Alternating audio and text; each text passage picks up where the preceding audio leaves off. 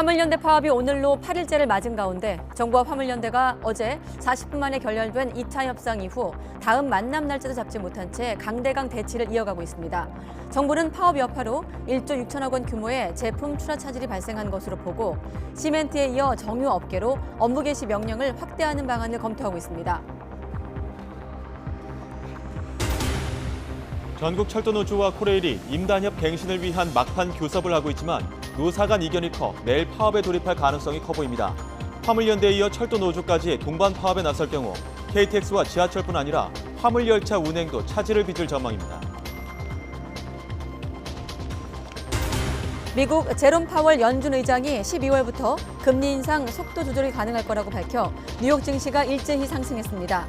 미국이 금리 인상 속도를 늦출 거란 기대감에 장중 원달러 환율도 석 달 만에 1,300원 아래로 내려갔습니다. 서해 공무원 피격 사건 수사와 관련해 문재인 전 대통령이 입장문을 냈습니다. 안보 사안을 정쟁 대상으로 삼고 안보 체계를 무력화하는 분별 없는 처사에 깊은 우려를 표한다고 강하게 반박했습니다. 축구대표팀 벤투호가 포르투갈과 물러설 수 없는 조별리그 3차전을 앞두고 막바지 담금질을 이어가고 있습니다. 총력전을 예고한 포르투갈의 파상 공세가 예상되는데 우리 수비 핵심인 김민재 선수가 종아리 부상으로 훈련 대신 휴식과 치료를 병행하고 있습니다. 전국에 한파특보가 내려진 가운데 서울 아침 기온이 영하 9.4도까지 떨어지며 이틀째 강추위가 기승을 부리고 있습니다. 내일 아침까지 제주 산간과 서해안에 이어 서울 등 수도권에도 눈발이 날릴 것으로 보입니다. 뉴스큐 잠시 후 돌아오겠습니다.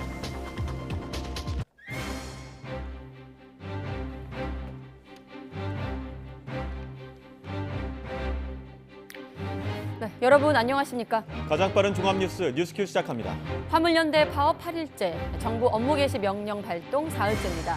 운송사들과 차주에게 명령서가 송달된 가운데 양측의 입장은 여전히 강경한 상황입니다. 관련 현장들 연결하고 국토부 입장으로 이어가겠습니다. 매주 목요일 뉴스큐 정치 원로들과 함께하고 있습니다. 이상민 행정안전부 장관 버티를 포함해 국정조사 전국 깊이 있게 들어가 보겠습니다. 네, 국회로 먼저 가보겠습니다. 이상민 장관에 대한 해임 건의안을 놓고 여야가 충돌한 가운데 김진표 국회의장이 본회의 개의 여부를 고심하고 있습니다. 내년도 예산안 처리에 상임위까지 곳곳에서 여야가 부딪혔습니다. 국회 연결합니다. 김승환 기자. 네, 국회입니다. 네, 오후에 본회의가 열리는 겁니까? 네, 김진표 국회의장은 아직도 본회의 개의 여부에 대해서 확답을 내놓지 않았습니다. 앞서 오전 여야 원내대표는 김진표 의장 주재하에 해임 건의안과 내년도 정부 예산안 등에 대해서 1시간가량 의견을 나눴습니다. 국민의힘 주호영 원내대표는 회동 뒤 취재진과 만나서 본회의가 열리면 안 된다고 강하게 요청했다고 말했습니다.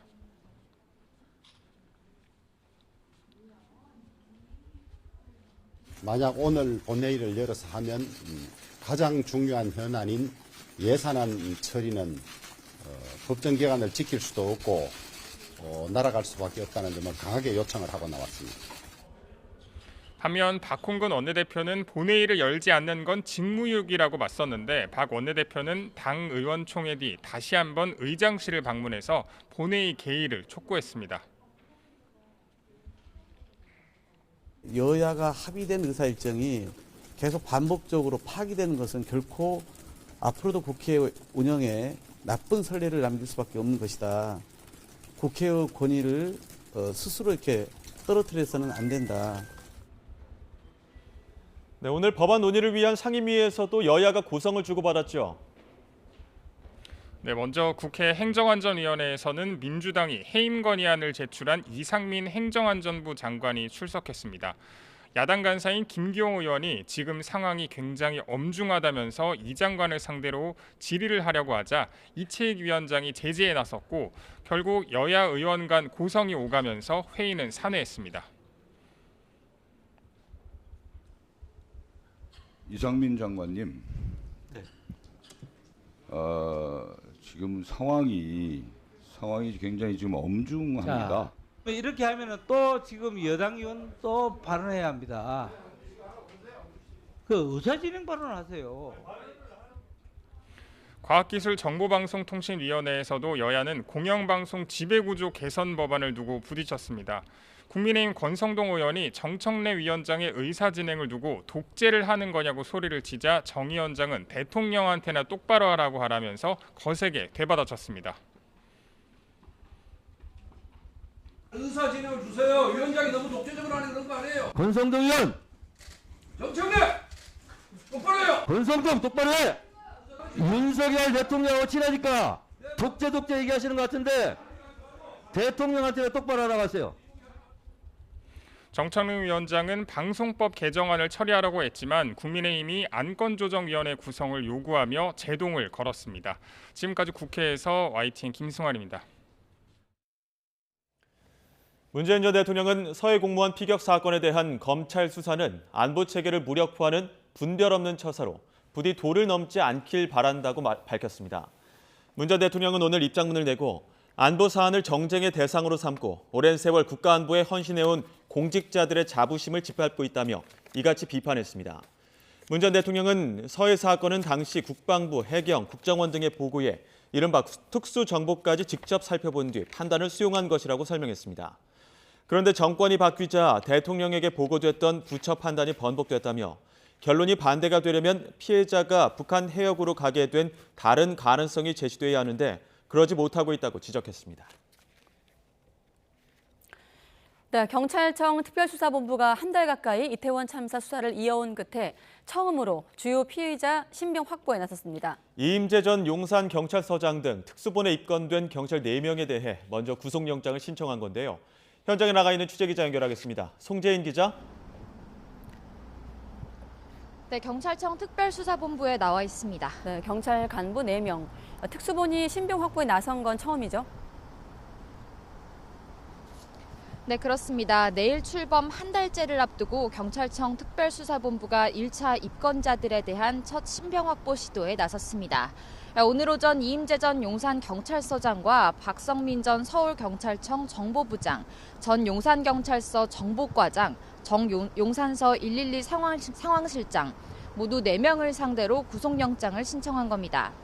검찰이 구속영장을 법원에 청구하면서 조만간 영장 실질심사가 열릴 예정인데요. 이태원 참사와 관련해 첫 구속 갈림길에 서게 되는 경찰 간부들의 혐의를 구체적으로 살펴보면 이임재 전 용산경찰서장과 전 용산서 112 상황실장에게는 참사 당일 늑장 또 부실하게 대처했다는 의미의 업무상 과실치사상 혐의가 적용됐습니다. 할로윈 기간 인파 밀집을 우려해 작성한 안전보고서를 참사 직후 삭제하도록 했다는 의혹을 받는 박성민 전 서울경찰청 정보부장과 전 용산서 정보과장에게는 증거인멸 교사 혐의가 적용됐습니다. 특수본은 용산구청과 용산소방서 등 다른 기관 관계자에 대한 구속영장 신청 여부도 함께 검토하고 있다고 밝혔습니다. 한 달 가까이 진행된 수사에 대해서도 비판 여전하지 않습니까? 네, 맞습니다. 제가 나와 있는 이곳 특수본 앞에서 오늘 오전 유가족과 시민단체가 규탄 기자회견을 열었습니다. 특수본이 한 달 가까이 현장의 실무진들만 수사할 게 아니라 김광호 서울청장, 윤희근 경찰청장, 또 이상민 행정안전부 장관 등 진짜 책임자를 서둘러 수사하라고 촉구했습니다. 특히 발언에 나선 유가족은 울음 섞인 목소리로 성역 없는 수사를 요구했는데 직접 들어보시죠. 특수본이 수사하니 믿고 기다려보라는 말에 지금까지 기다렸습니다. 하지만 기다릴수록 증거인멸과 문서 삭제는 더 진행되고 자기 자리를 지키기 위한 거짓말과 변명이 난무하더군요. 맨 아래부터 류미진, 박희영, 이임재, 김광호, 윤희근, 오세훈, 이상민, 한덕수에 이르기까지 성역 없는 수사를 하고 유가족들은 재난안전총괄부처 수장인 이상민 장관을 파면하라고 촉구하기도 했습니다. 또 시민단체는 참사 유가족들의 의견을 듣고 진상규명 절차에도 반영하는 게 일반적이라며 이제라도 특수본 수사 과정에 유가족의 목소리를 반영하라고 요구했습니다. 지금까지 경찰청 특별수사본부에서 YTN 송재인입니다. 네, 유가족 목소리까지 들어봤고요. 자, 이런 가운데 특수본이 오늘 오전 10시쯤에는 서울 지하철 이태원 역장을 연이틀 피의자 신분으로 불러 3차 소환 조사를 진행하고 있습니다. 이태원 역장은 참사 당일 이태원역에서 내리는 승객이 증가하는데도 무정차 통과를 하지 않아 피해 규모를 키운 혐의를 받고 있습니다. 특수본은 또 서울경찰청 경비부장과 서울시 자치경찰위원회 사무국장을 참고인으로 불러 경찰이 참사 예방 조치를 제대로 세웠는지 따져보고 있습니다. 이태원 참사로 사각지대가 드러난 주최자 없는 행사에 대해 경찰이 안전 조치를 강화하기로 했습니다. 경찰은 특히 1,000명 이상 참석이 예상되지만 주최자가 불분명한 다중 운집 행사가 확인되면 안전관리 계획 수립과 소방 등 유관기관 의견 수렴 등을 적극 요청할 계획입니다. 또 안전관리 계획을 검토할 때 행사 장소와 시간, 수용 규모, 이동 동선, 위험물 여부 등을 토대로 위험성을 평가해 계획의 적정성과 경찰력 배치 수준을 판단하기로 했습니다. 네, 그리고 화물연대 파업 오늘로 8일째인 가운데 그 여파가 커지고 있습니다. 특히 시멘트 출하 차질과 이에 따른 레미콘 공급 중단 등으로 건설 현장 곳곳에서 공사를 멈추는 셧다운이 확산하고 있습니다. 현장 취재기자 연결합니다. 김민성 기자. 네, 전북 전주시 아파트 신축 현장에 나와 있습니다. 네, 그야말로 물류가 멈추고 있는 상황인데 김 기자가 나가 있는 그곳 상황은 어떻습니까? 네, 취재진이 이곳과 근처 현장까지 돌아봤는데 우선 레미콘 타설 작업이 오늘까지는 정상적으로 진행되고 있었습니다. 이렇듯 전북은 레미콘을 철도나 배로 운송하기 때문에 파업의 직접 여파가 아직 닥친 상태는 아닙니다. 다만 내일로 예정된 철도노조 파업이 실제로 시작된다면 또 화물연대 파업이 장기화할 경우 이후 상황을 낙관할 수는 없습니다. 이곳은 그나마 사정이 낫다지만 파업 여파는 전국 곳곳의 건설 현장에서 일찌감치 드러났습니다. 광주광역시에서는 현재 도시철도 2호선 공사가 한창인데 레미콘 공급이 어려워 당분간 대체 공정에 나섰습니다. 이렇듯 전국의 건설 현장 1,100여 곳 가운데 600여 곳에서 레미콘 타설이 중단된 것으로 파악됐습니다. 레미콘의 주 재료이자 건설의 쌀로 불리는 시멘트 출하가 줄어든 탓입니다. 보통 전국 일평균 시멘트 출하량이 18만에서 20만 톤입니다. 그런데 지난달 30일인 어제 출하량이 그 5분의 1 수준인 약 4만 5천 톤에 그쳤습니다. 이마저도 시멘트 운송 노동자에 대한 업무 개시 명령이 내려지기 전보다는 나아진 거라는 게 한국시멘트협회의 설명입니다. 한 건설업체 관계자는 회사가 시공 중인 주택 현장 3분의 2가 파업 영향권에 들었다며 상당수 현장의 공정이 2, 3일 내로 중단될 수 있다고 밝혔습니다. 레미콘 타설 대신 배선이나 마감 공정을 먼저 해서 피해를 최소화하는 것도 한계가 있다는 겁니다. 무엇보다 초기 골조 공사 단계의 현장은 이런 대체 작업조차 할 게 없다는 겁니다. 공사 기간이 늘어나면 입주 일정에도 차질이 생길 수 있어 건설업계의 우려가 커지고 있습니다. 지금까지 아파트 신축 현장에서 YTN 김민성입니다. 네, 이렇게 집단 운송 거부가 길어지면서 산업계 전반으로 피해가 확산하고 있습니다. 정부는 오늘까지 29개 운송사와 차주 700여 명에게 업무 개시 명령서를 송달하면서 화물연대의 업무 복귀를 압박하고 있습니다. 취재기자 연결합니다. 윤혜리 기자. 네, 경제부입니다. 네, 협상 타결이 쉽지 않아 보이는데 이 3차 교섭 날짜도 아직 정해지지 않은 겁니까? 네, 그렇습니다. 어제 열린 2차 협상은 양측의 이견만 확인하면서 40분 만에 결렬됐고 다음 만날 날짜도 아직 잡히지 않은 상황입니다. 화물연대는 안전운임제 연구화와 품목 확대를 요구하고 있지만 정부는 안전운임제 3년 연장은 가능하되 품목 확대는 불가하다는 입장을 굽히지 않으면서 팽팽한 줄다리기가 계속되고 있습니다. 정부는 협상과 별개로 운송을 거부하는 화물 차주와 운송사를 상대로 업무 개시 명령서를 송달하며 압박 수위를 높이고 있는데요. 국토부는 오늘 오전 10시 기준 시멘트 업체 조사 대상 147개 운송사에 대해 현장 조사를 마쳤습니다. 이 가운데 절반가량인 74개 업체에서 운송사나 화물 차주가 운송을 거부한 것으로 나타났습니다. 29개 운송사에 대해선 즉시 업무 개시 명령서를 현장에서 발부했고 운송을 거부한 차주 765명에 대해선 명단을 확보해 운송사에 명령서를 전달했습니다. 이는 업무 개시 명령 조사 대상자 2,500명 가운데 30% 정도에 해당합니다. 국토부는 현재까지 명령서를 송달받은 9개 업체가 운송을 재개했거나 또는 재개 예정이라고 설명했습니다. 명령서를 송달받은 다음 날 24시까지 운송 업무에 복귀하지 않으면 처벌 대상이 됩니다. 앞서 정부는 피해가 더 심각해질 경우 다른 분야에도 운송 개시 명령을 추가 발동할 수 있다고 언급했는데 오늘 산업통상자원부가 정유업계 운송 개시 명령 실무 회의를 열고 법적 절차 검토까지 나서면서 양측의 갈등은 더 고조되고 있습니다. 네, 전국 피해 현황은 어떻습니까? 네, 우선 오늘 오전 10시 기준 전국 12개 항만 컨테이너 반출입량은 평시 대비 64% 수준으로 어제보다 크게 회복됐습니다. 어제 하루 시멘트 출하량은 4.5만 톤으로 업무 개시 명령 발동 이후 2배가량 늘었지만 평소 4분의 1 수준입니다. 수도권을 중심으로 주유소 재고 부족 현상도 이어지고 있습니다. 오늘 오전 8시 기준 휘발유와 경유 재고가 바닥난 전국의 주유소는 33곳으로 늘었습니다. 품절 주유소들이 어제까진 대부분 수도권에 집중돼 있었다면 이제 충남과 강원, 전북까지 피해가 점차 확대되는 양상입니다. 자동차 업계는 신차를 고객에게 운송할 도로 탁송 기사를 별도로 고용하는 인건비와 임시 차량 적재비 등 하루 평균 4억 원의 비용이 추가로 발생하고 있다고 설명했습니다. 철강업계도 어제 기준 56만 톤에 달하는 철강 제품 출하에 차질을 겪은 것으로 나타났습니다. 산업부는 업종별로 얼마나 제품 출하에 차질을 겪고 있는지 그 피해 정도를 공개했는데 화물연대 집단 운송 거부 일주일간 시멘트와 철강, 자동차, 정유 4개 분야에서 1조 6천억 원 규모의 제품 출하 차질이 발생한 것으로 집계됐습니다. 정부와 화물연대 간 강대강 대치가 이어질수록 산업계 전반에 미치는 피해는 더 커질 것으로 보입니다. 지금까지 경제부에서 전해드렸습니다.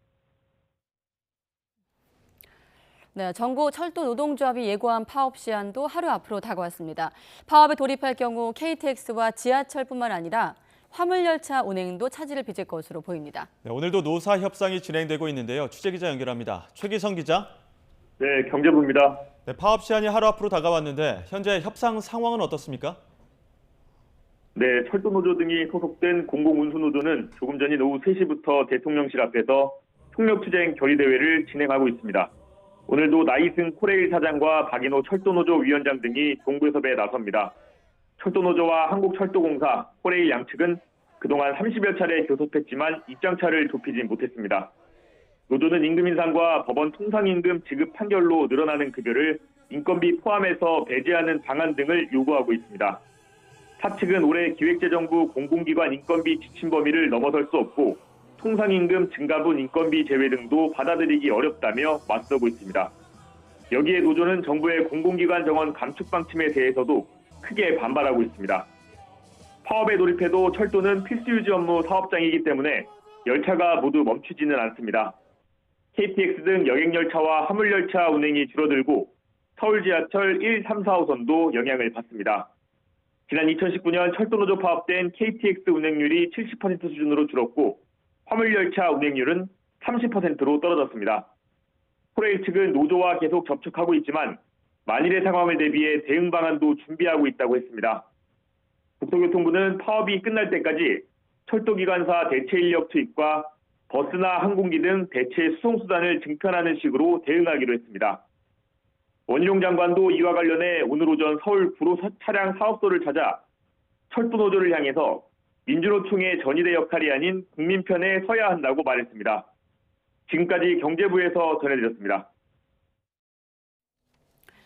서울 지하철 노사는 총파업 돌입 하루 만에 극적으로 합의를 이뤘습니다. 네, 주요 쟁점이었던 인력 구조 조정안에 대해 사측이 한 발 물러섰고 노조가 파업을 처리하면서 서울 지하철은 오늘 첫 차부터 정상 운행했습니다. 차유정 기자가 보도합니다. 서울 지하철 노사가 하루 만에 다시 협상 테이블에 마주 앉았습니다. 사측이 새로운 협상안을 가져와 3시간 넘게 실무 협의를 했고 자정을 넘긴 시각, 협상 시작 4시간 만에 타결을 선언했습니다. 핵심 쟁점이었던 인력 감축에 대해 사측이 한 발 물러섰습니다. 노조는 노사가 재정위기를 이유로 강제적 구조조정을 하지 않기로 한 지난해 노사 합의를 다시 확인했다고 강조했습니다. 최대 쟁점이었던 인력 감축에 대해서는 21년 작년도죠. 노사특별합의를 존중하기로 하면서 노사 간 대승적 타협이 가능했습니다. 노조가 꾸준히 요구해온 안전 관련 인원 충원에 대해서도 일부 합의했습니다. 지난해 극심한 재정난으로 동결했던 임금은 지난해 대비 1.4% 올리기로 했습니다. 이번에도 가까스로 타협은 이뤘지만 구조조정의 불씨는 남아 있습니다. 구조조정 논란의 배경이 되는 서울교통공사의 1조 원대 적자 문제는 여전하기 때문입니다. 이런 우려를 반영해 이번 합의 때 노사가 함께 무임수송 손실 비용의 국비 보전을 위해 노력하기로 했는데 실제로 이행하는 게 중요해 보입니다. 노사 협상 타결로 서울 지하철은 오늘 새벽 첫 차부터 정상 운행됐습니다. YTN 차유정입니다. 140일 넘게 이어진 삭발 투쟁을 마무리한 전국 장애인 차별철폐연대가 내년도 예산안에 장애인 권리 예산을 반영하지 않으면 내일 아침 지하철 시위를 다시 시작하기로 했습니다.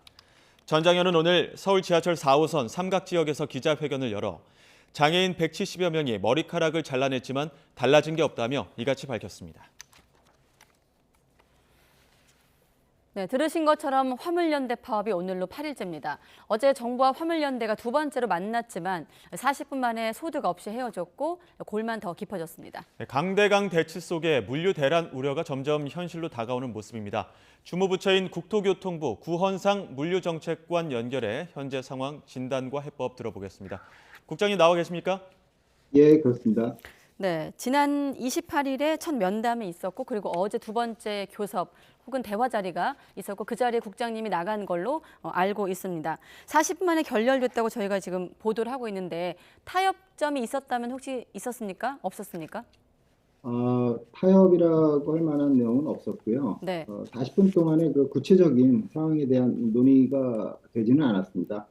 저희는 안전운임제에 대해서 정부 입장이 확고하다 네. 이런 말씀을 드렸고 예. 화물연대가 국가 경제와 국민을 불몰해서 집단운송 거부를 해서 막대한 피해가 발생하고 있기 때문에 네. 조속히 복귀해 주실 것을 요청했고 화물연대 측은 정부가 약속을 안 지켰다고 주장하고 네. 정부의 업무 개시 명령을 비난하고 장관 나와라 대화할 자세가 안 돼 있다. 큰 소리로 말씀하시면서 시간을 끌었고 이런 상태로 화물연대 측이 이런 상태로 대화를 할 수 없다. 대화를 지속할 수 없다. 그래서 마칠 것을 제안했고 그래서 저희도 현장으로 복귀하도록 요청하는 것 외에는 특별히 논의할 것이 없었기 때문에 대화를 마쳤습니다.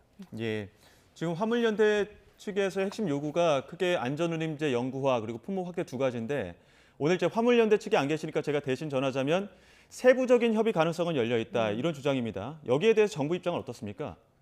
네, 정부는 그 안전운임제에 대해서 일몰 3년 연장 그리고 품목 확대 불가라는 입장을 정했고 네. 이에 대해서 당정 협의를 마쳤습니다. 그래서 여당에서 해당 내용을 반영한 법 개정안을 발의했고 네. 화물연대가 요구하는 내용을 반영한 법 개정안은 이미 야당에서 발의했습니다. 이제 국회에서 논의해서 법안을 개정하는 절차만 남아있다고 하겠습니다. 그렇군요. 자, 그러면 국회의 어떤 법 개정 작업 이후까지 좀 봐야 된다 이런 입장이신 건가요? 예, 그렇습니다. 알겠습니다.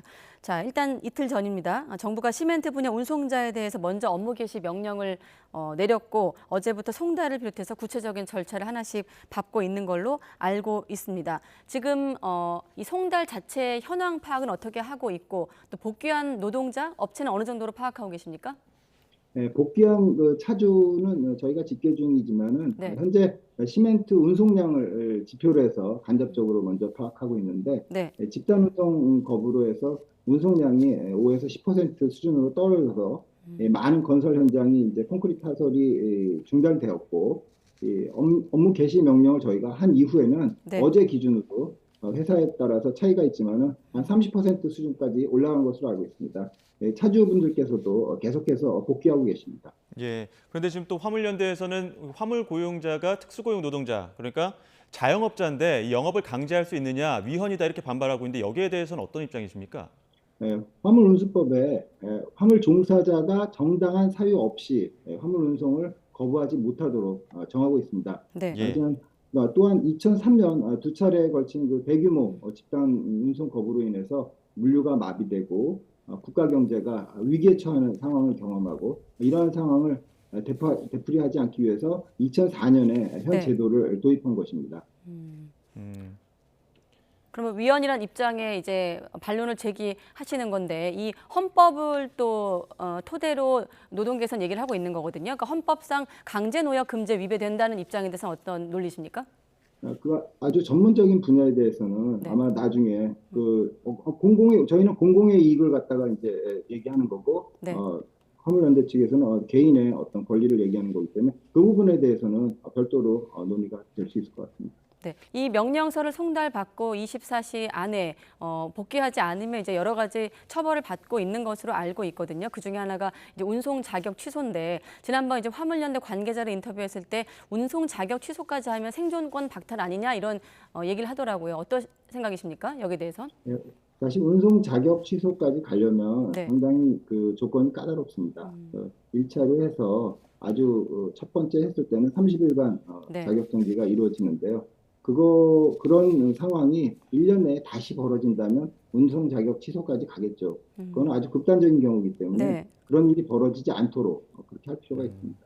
그럼 극단적인 상황까지 가지 않더라도 정부가 지금 뭐 장기화한다면 시멘트 말고도 정유, 철강 언제든지 운송 개시 명령을 추가로 내릴 수 있다고 했거든요. 우선적으로 유조차에 대해 확대하는 방안도 논의 중이라고 들었는데 구체적으로 어디까지 검토하고 계신 겁니까? 현재 그 산업자원부 등 관계 부처에서 피해 상황을 점검하고 국가 경제에 미치는 영향 등을 주시하고 있는 것으로 알고 있습니다. 저희는 구체적으로 검토하고 있지는 않습니다. 위기 상황으로 판단되면은 네. 그리고 각 부처가 논의해서 그런 상황이라고 판단이 되면은 검토할 수 있을 것이라고 생각됩니다. 이르면 내일 국무회의 열어서 유조차 업무 명령도 할 것이다라고 정도 전망되고 있는데 여기서 좀 더 진전된 내용은 없는 건가요? 그거는 제가 들어보지는 못했습니다. 알겠습니다. 자, 그리고 심지어 대통령실에서는 올해 말로 끝나는 안전운임제를 아예 폐지할 수 있다 이런 경고도 나왔거든요. 뭐 다양한 옵션 이런 표현도 쓰기도 했는데 이런 방안까지 좀 실제 내부 검토 중인 건가요? 저도 언론에서 봤는데요. 네. 그런 상황이 오지 않기를 바랍니다. 그리고 네. 만약에 법안 처리가 안 되고 안전운임제가 일몰이 된다. 그 후에는 여러 가지 대안을 검토할 수 있을 것 같습니다. 하지만 현재는 검토하고 있지 않습니다. 예, 지금 화물연대 측에서는 안전운임제 일몰 문제 이 부분에 대해서 그러니까 안전운임제가 뚜렷하게 안전사고 감소나 예방 효과가 있다 이렇게 주장을 하고 있고 국토부는 아직까지는 확인되지 않고 이러한 연구하는 시기상조다 이렇게 주장을 하고 있거든요. 왜 이 의견이 다른 겁니까? 그 교통 안전 효과에 대해서 말씀드리자면은 네. 화물연대는 조합원들을 대상으로 예. 내지는 조합원 아니면 뭐 차주가 될지 하여튼 설문조사를 한 결과를 말씀을 드리는 것이고 예. 국토부는 교통연구원을 통해서 조사한 교통사고 그리고 사망자에 관한 경찰청 통계를 기준으로 말씀드리는 겁니다. 19년에서 21년까지 2년간 전체 교통사고가 11.5%가 감소했고, 네. 근데 안전운임제 적용 차량이 한 70%가 되는 그 견인 차량이 있습니다. 트랙터 트레일러라고 하는데 이 경우는 8%가 증가했습니다. 그리고 사망자 수도 전체 교통사고 사망자 수는 12.9%가 감소했는데 안전운임제가 포함된 이 차량 트랙터 차량은 42%가 증가했습니다. 그래서 저희는 교통 개선 효과가 불분명하다 이렇게 판단했습니다. 자, 그러면 정리하면 정부 특히나 뭐 대통령실 고위 관계자들 같은 경우는 안전을 보장해 주는지 실태 조사가 우선이라고 했거든요. 자, 그럼 이런 조사를 바탕으로 안전운임제 3년 연장 정도 시간을 벌자는 겁니까? 그 이후에 다시 논의하자는 겁니까? 아니면 아예 3년밖에 줄 수 없다는 겁니까? 정부의 입장이? 이 제도의 효과를 볼 필요가 있고요. 네. 그리고 이 제도를 갖다가 사실은 각 업계에서 많이 의견이 나왔습니다. 그런 네. 걸 반영해서 보다 안전한, 보다 개선된 그런 네. 제도로 만들어 나갈 필요가 있을 것 같습니다. 네, 일단 40분 만에 2차 협상도 결렬됐고 말씀하신 대로 일단 협상의 어떤 타협점을 찾지 못하셨다고 했기 때문에 질문 드리기가 좀 어떤가 고민스럽긴 합니다만은 안전운임제 관련해서 그래도 화물연대 입장을 좀 취한다면 어느 정도 선까지 뭐 지금 뭐 양보라고 해야 될까요? 표현이 맞는지 모르겠습니다만 좀 마지노선이라고 해야 될까요? 이런 고민들이 있을까요? 국토부 차원에서? 저희는 사실 정책을 결정을 했고 네. 그 안을 국회에 저는 했습니다. 그래서 네. 당정 협의를 마쳤고요. 세부적인 거는 국회에서 논의해서 결정할 수 있을 것으로 생각됩니다. 네. 예. 또 하나가 지금 적정 임금을 보장했는가 필요한가 이 부분인데, 그러니까 지금 이제 과속하지 않도록 적정한 임금을 보장하는 제도다. 이게 이제 화물연대 측의 입장입니다. 네. 그런데 여기에 대해서 정부는 어떤 입장이십니까? 사실 업무 개시 명령을 내린 그 시멘트 분야를 중심으로 말씀을 드리면 네. 실제 운전 시간은 한 9시, 하루에 9시간 반, 그 정도가 됩니다. 예. 그래서 다른 운수업에 비해서 많은 것은 아닙니다. 하지만 이 화물업계의 특수성이 그 배차나 상하차 등 운전하기 위해서 네. 기다리면서 보내는 시간이 한 3시간 반 정도 하고 이 비생산적인 시간이 상당히 많이 차지합니다. 그래서 이런 건 그 화물 운송 분야의 비효율성에서 기인한 거고 시스템 자동화라든지 그런 걸 통해서 앞으로 개선해 나갈 과제라고 생각합니다. 알겠습니다. 또 한 가지 이제 쟁점 중에 하나가 안전운임제 적용 품목 확대 분야인데 역시나 양쪽 입장이 팽팽한 상황입니다. 지금 보면 컨테이너 시멘트 운송뿐 아니라 자동차, 철강, 뭐 사료 운송 이런 데까지 넓히자라는 건데 이거는 왜 품목 확대가 어려운 건가요? 그 요구하는 분야는 그 다른 운송 분야에 비해서 소득이 상대적으로 높습니다. 그래서 기술적으로도 시멘트나 컨테이너처럼 표준화하는 것도 상당히 어렵습니다. 그리고 뭐 세부 구체적으로 말씀드리면 운반 방법이나 세부 품목 등이 너무 다양해서 신중하게 접근할 필요가 있고요. 예. 현재도 그 화주 운송사 그리고 화물연대가 참여하는 그 안전운임위원회에서 이걸 이해관계를 조정하는데 한 7개월 정도가 걸리고 있습니다. 이 두 가지 품목이에요. 근데 만약에 또 한 가지는 일부 품목이 확대되면 결국 전 품목으로 확대를 요구를 해나갈 것이고 네. 사실은 이게 어마어마한 시장의 비효율을 초래할 것도 우려가 됩니다. 혹시 국장님 해외 사례하고 좀 비교해서는 어떻습니까? 우리의 어떤 이 안전운임과 관련된 화물 운송에 대한 분야에 대한 국토부의 상황은 어떻게 좀 파악하고 있는 겁니까? 예, 안전운임제와 유사한 형태로 국가 단위로 취하고 있는 나라는 없습니다. 브라질에서 국가 단위로 하고 있는데 그거는 최소운임제라고 해서 차량 중심으로 해서 하고 있는데 그거는 아주 기본적인 원가 개념으로 해서 협의해서 결정하는 거고요. 그리고 호주에서는 사우스웨일즈에서 시행하고 있는데 그 나라의 특성이 좀 달라서 적용 차량이 상당히 적습니다. 뭐 20-30% 정도밖에 안 되고 예. 실제로 그 위반했다고 할 때도 어떤 협의해서 결정하도록 분쟁 협의위원회 뭐 이런 걸 통해서 그렇기 때문에 우리하고는 좀 비교가 안 된다고 하겠습니다. 예. 어제 이제 2차 협상 40분 만에 결렬되고 나서 원희룡 국토부 장관은 명분 쌓기용 형식적인 만남은 의미가 없다. 현 상태로 대화 이어갈 수 없다. 이런 뜻을 전달하기도 했고 또 화물연대는 3차 면담을 요구했는데 국토부에서 답이 없다. 이렇게 얘기를 하고 있거든요. 지금 비공개 물밑 대화가 이루어지고 있는 겁니까? 아니면 추가 대화할 여지가 없는 겁니까? 3차 면담 요구에 대해서는 제가 들은 바는 없고요. 비공개 물밑 대화도 없습니다. 진행되고 있지 않습니다.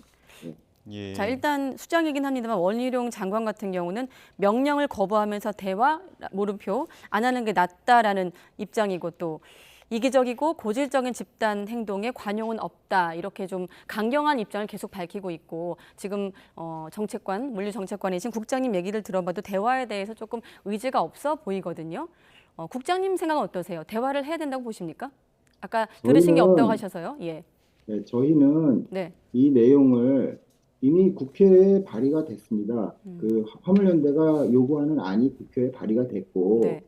그 안이 국회에서 이제 논의해서 결정될 일이라고 생각합니다. 네. 그 안에 대해서 정부가 지원을 하고 네. 그리고 화물연대에서도 충분히 의견을 제시하면 되지 않나 이런 생각을 합니다. 네, 일단 물류가 멈춘 상황이고 지금 이번 사태의 당사자는 노정이거든요. 국토부를 포함한 정부와 화물연대인데 대화를 거부하는 모습으로 비춰지는 것은 정부의 어떤 좀 부담이 되지 않을까 싶어서 질문을 드리는 건데 어떻게 보십니까?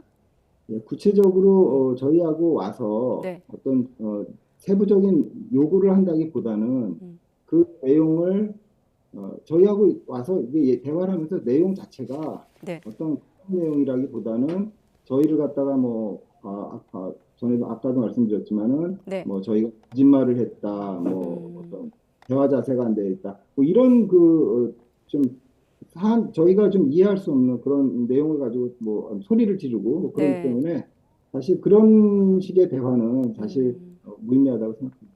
네, 한 가지만 더 짧게 여쭤보겠습니다. 노동의 안전을 보장해달라는 것일 뿐 무리한 요구가 아니라는 게 이제 화물연대 입장이었는데 그러면서 늘 열린 자세로 대화하겠다고 했거든요. 자, 그러면 예. 대화가 다시 열리기 위한 전제 조건은 어떤 거라고 보십니까? 대화가 다시 열리기 위해서는 네. 집단 운송 거부를 철회하고 그리고 안전 문제를 논의할 수 있도록 지원하고 네. 그리고 우리가 그거와 관련해서 또 나중에 화물연대를 포함해서 화주, 운송사 그리고 차주가 함께 화물 운송업계의 개선 방향에 대해서도 논의할 수 있을 거라고 생각합니다. 네, 알겠습니다. 여기까지 듣겠습니다. 네, 국토교통부 구헌상 물류정책관이었습니다. 국장님 고맙습니다. 네, 감사합니다. 네.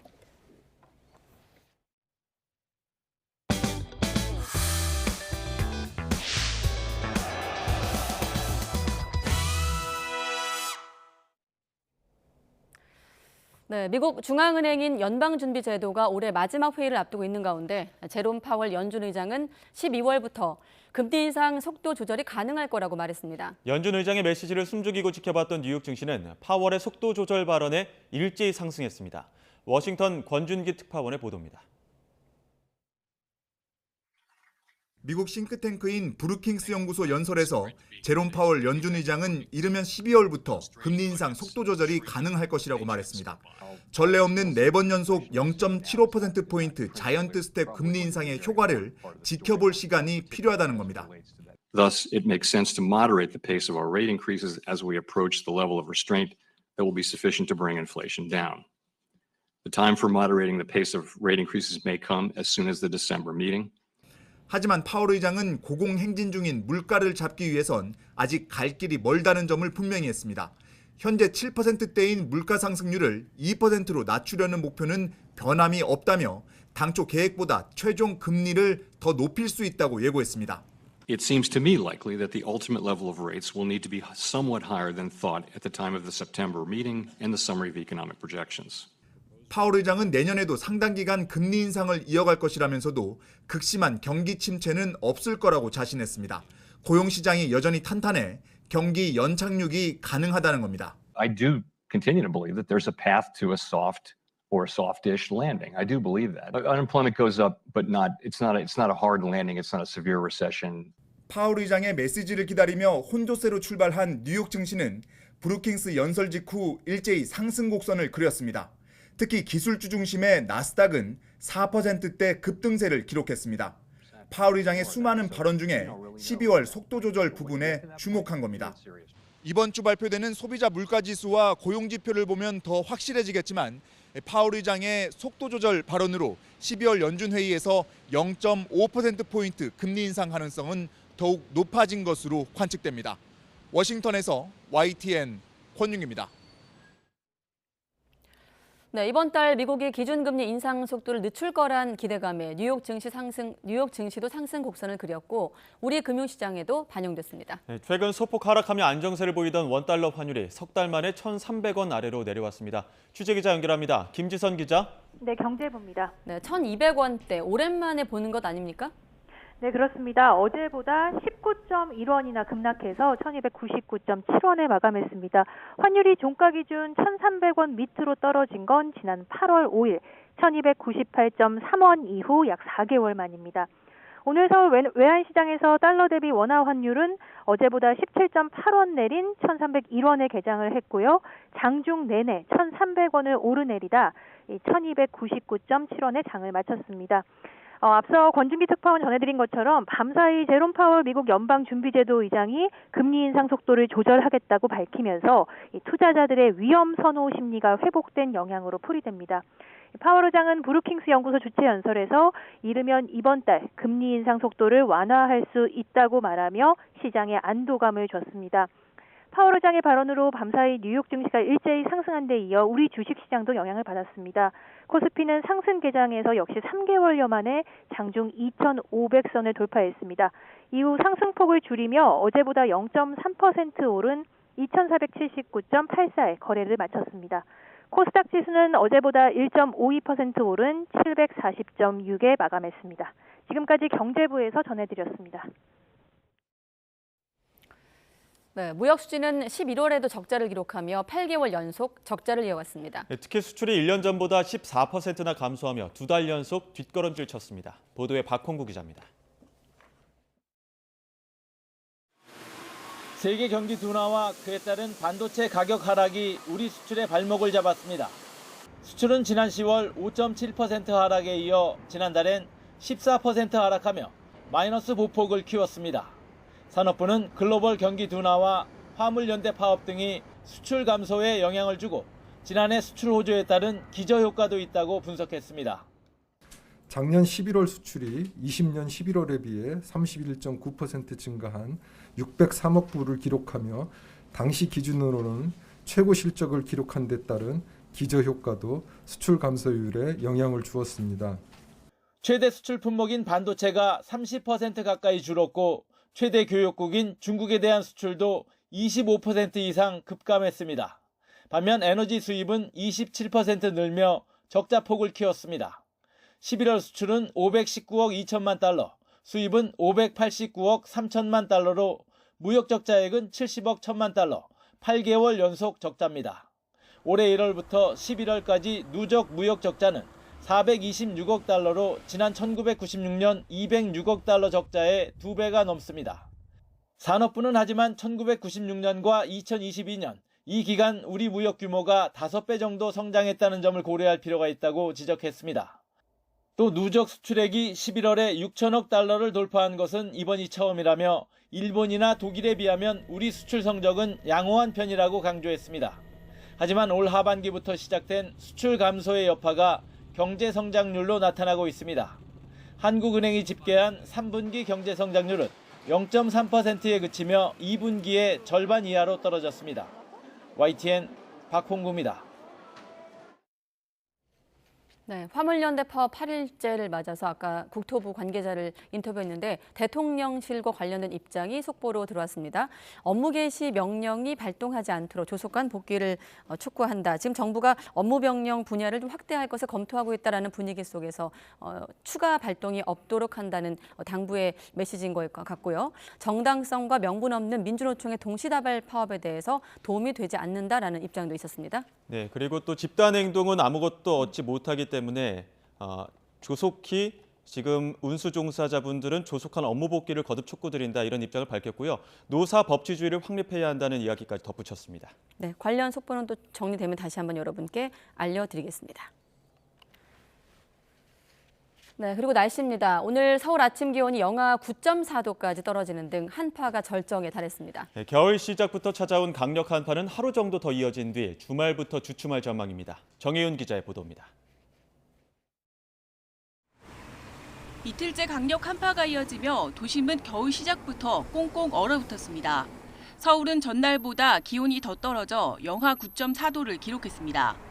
가을과 겨울이 교차하는 시점에 한겨울 한파가 절정을 이룬 겁니다.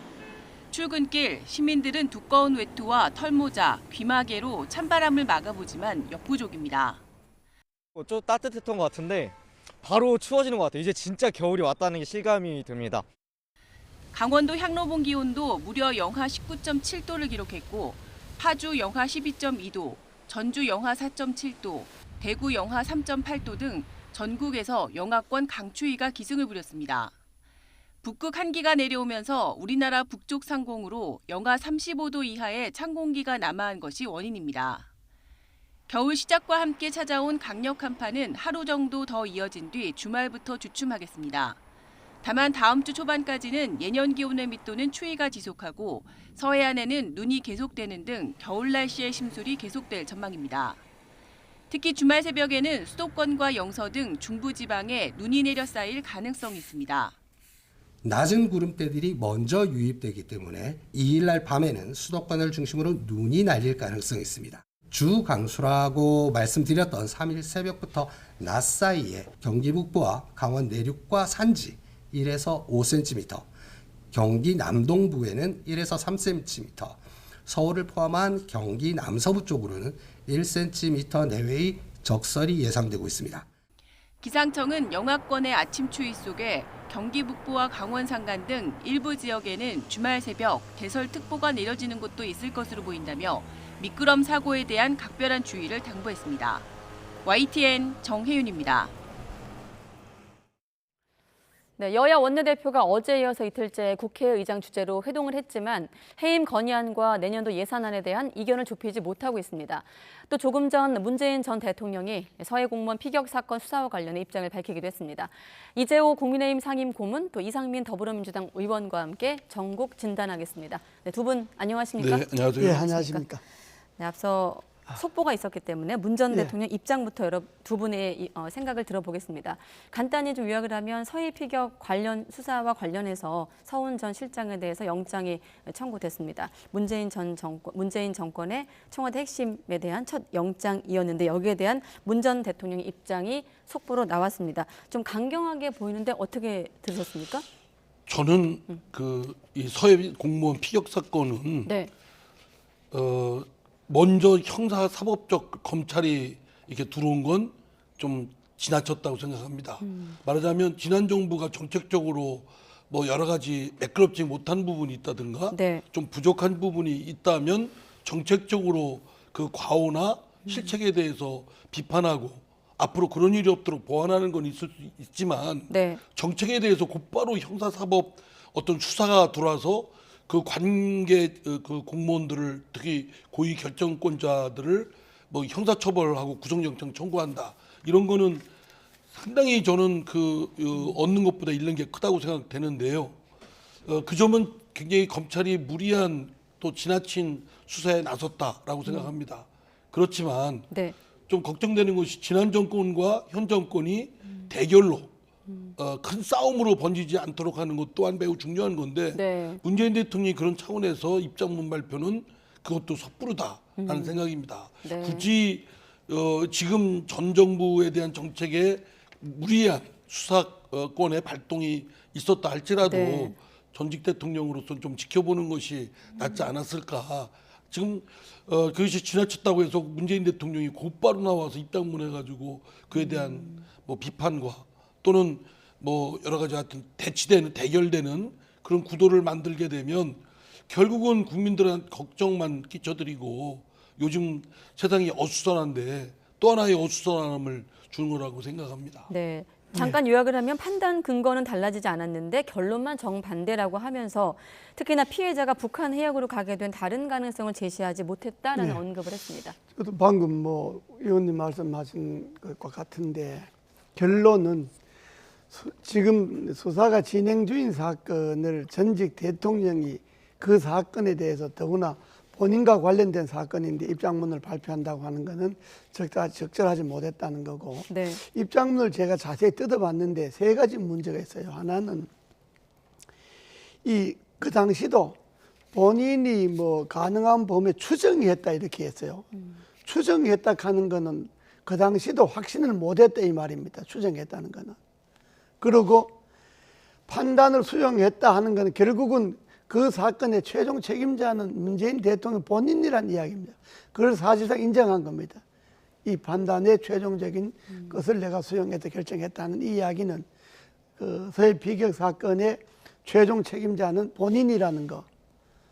그리고 세 번째는 내용을 뜯어보면 네. 방금 그 앵커가 말씀하셨는데 그렇지 않다는 가능성을 제시 못했다 그러는데 월북이라는 가능성을 제시를 못해 놓고서 월북이 아니라는 가능성을 제시하라 했는데 수사하는 사람들이 월북이라는 가능성이 없다는 것만 찾으면 되지 그걸 뭐 월북이 아니라는 가능성은 그 당시에 수사관들이 제시를 못한 건데 네. 그러니까 입장문 내용으로 봐서는 결국은 서해 피격 사건의 최종 책임자는 나 문재인이다 이 말밖에 안 되는 건데 그것도 지금 이 시점에서 그걸 굳이 전직 대통령이 나서서 본인과 관련된 사건의 입장문을 발표한다고 하는 것은 전직 대통령으로서 적절한 처사는 아닙니다. 네.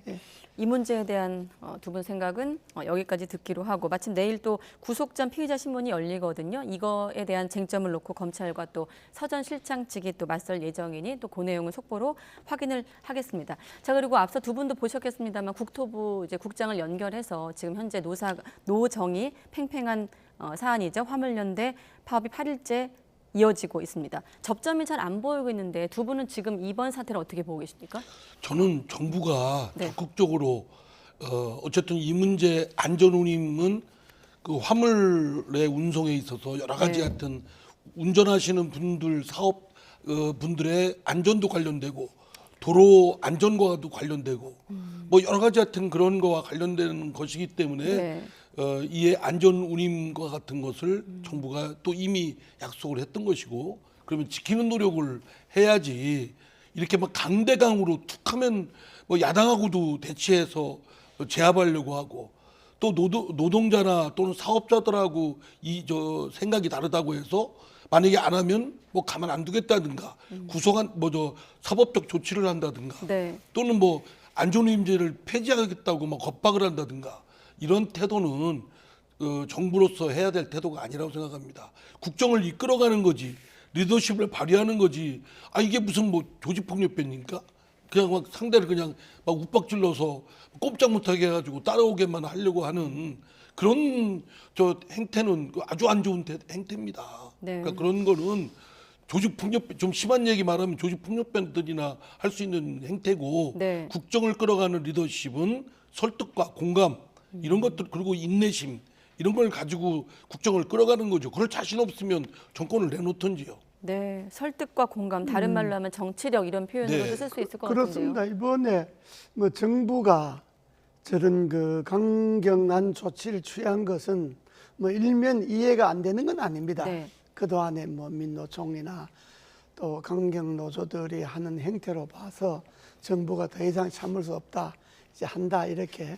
이번 조치에 대해서의 정부의 조치는 뭐 이해가 되는 안 되는 바는 아니지만은, 네. 근데 그만큼 정부의 조치를 강력하게 하는 만큼 대화도 그것이 물 밑에서 하든 물 위에서 하든 그것도 그만큼 좀 절실하게, 좀 적극적으로 정말 표보에 와닿게 대화의 노력도 해서 어떻게든지 이것이 그 강대강으로 가지 않고, 한쪽에서는 정부의 한쪽에서는 저런 조치를 해도 또 한쪽에 담당자들은 뭔가 좀 대화를 하고 설득을 하고 이렇게 해야지.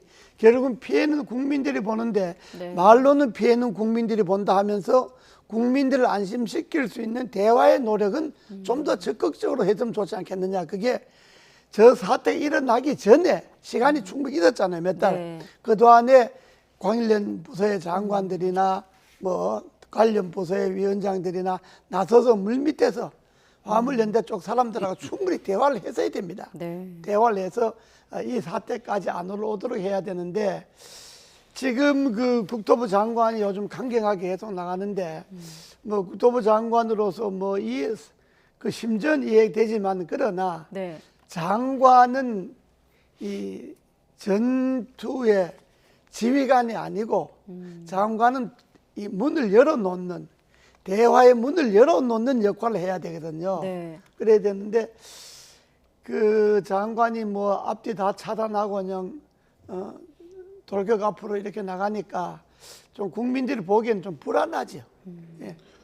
네. 원희룡 장관을 국방부 장관으로 바꿔서 보직을 줘야 될 것 같아요. 그러니까 쌈 소리 지르고 겁박 주고 하는 건 몰라도 네. 세상에 온갖 이해관계가 복잡하게 얽혀 있는 이 국토교통부 장관이라는 자리가 굉장히 어려운 자리고, 그 이해관계를 잘 조정하고 균형감 있게 나가야 되는데 뭐 이런 식의 대화는 필요 없다는 등, 만약에 그 응하지 않으면 안전운임제를 완전 폐지하겠다는 등 이렇게 겁박을 하면 저쪽은 생존권 가지고 지금 절박하게 좀 달려들고 있는데, 그런 겁박을 통해서 과연 실효성이 있을까요? 오히려 사회에 엄청난 파열음만 더 증폭시키는 거죠. 그래서 네. 장관은 어떤 경우라도 장관은 좀 유연해야 합니다. 네. 유연해야 하고, 그 화물연대 사람들이나 민노총 사람들이나 당사자들이 우리가 저 국토부 장관하고는 이야기하면 되겠다. 장관하고 한번 이야기해보자. 그러니까 정부의 어떤 장관지 누가 하나라도 네. 노 쪽에서 대화를 할 만한 사람이 있어야 되거든요. 네. 뭐, 모두 다 나서서 지금 돌격앞을 할 게 아니고 네. 다 그렇게 해도 적어도 국토부 장관 정도는 화물연대 사람들이나 민노총 사람들 볼 때 우리가 저 장관하고는 이야기하면 되겠구나. 한번 이야기해보자.